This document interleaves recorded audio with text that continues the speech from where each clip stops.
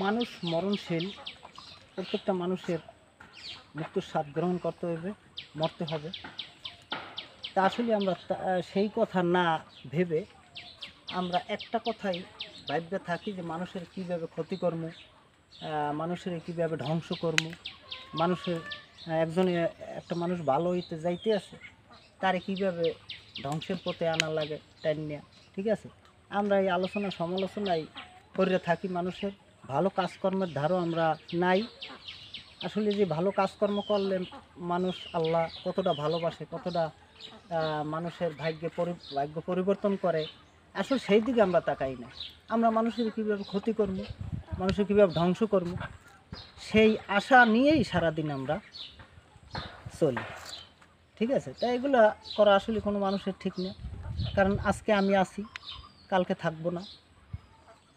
পৃথিবীতে এভাবেই আসা যাওয়ার উপরেই মানুষ। তো আসলে আমি সবার জন্য দোয়া করি প্রত্যেকটা মানুষ যেন আল্লাহর পথে যায়, ভালো হয়, এই এতটুকুই আমার কামনা।